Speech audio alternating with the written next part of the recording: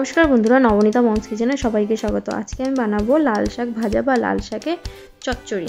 প্রথমে আমি কড়াইতে তেল গরম করে নিয়ে 2 থেকে 3টে কাঁচা লঙ্কা চিড়ে দিয়ে দিয়েছি।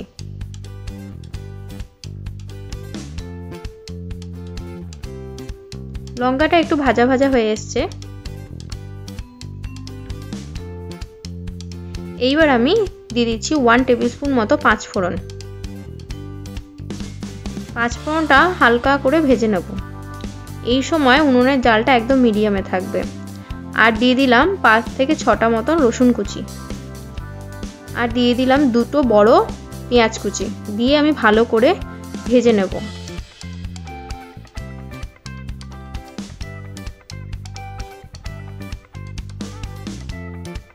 পেঁয়াজটা ভাজতে হবে যতক্ষণ না পেঁয়াজটা ব্রাউন হচ্ছে।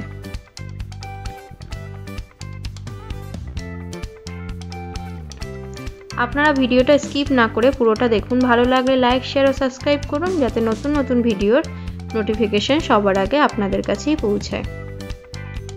দেখো পেঁয়াজটা অনেকটা সেদ্ধ হয়েও এসছে।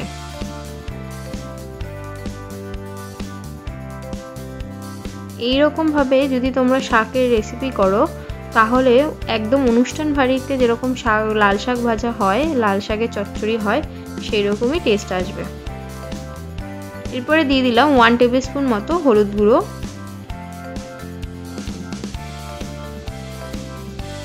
এবার পেঁয়াজটা ভাজা হয়ে এসছে।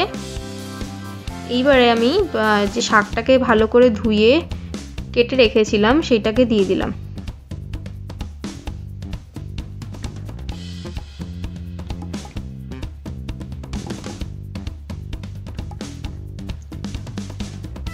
এবার ভালো করে শাকটাকে একদম হাই ফ্লেমেই ভালো করে পেঁয়াজের সঙ্গে শাকটাকে মিলিয়ে নিতে হবে। আর আগে আমি নুন দিইনি, এখন আমি 1 টেবিল স্পুন মতো নুন দিয়ে দিয়েছি। নুনটা দিয়ে ভালো করে নাড়তে হবে। নাড়তে নাড়তে শাক থেকে অনেকটা জল বেরোবে আর শাকটা কমে আসবে। দেখো শাকটা কতটা কমে গেছে।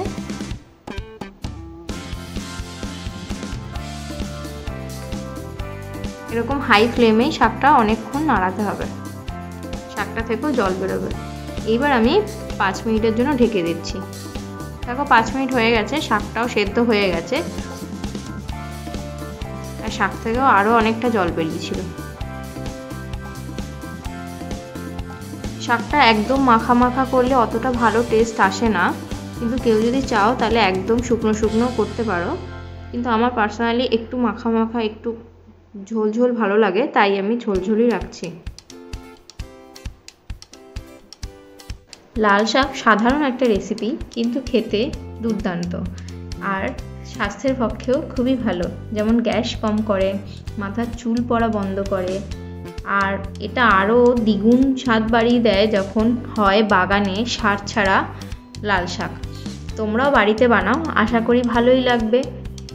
আপনাদের ভিডিওটা কেমন লাগলো অবশ্যই কমেন্ট করে জানাবেন।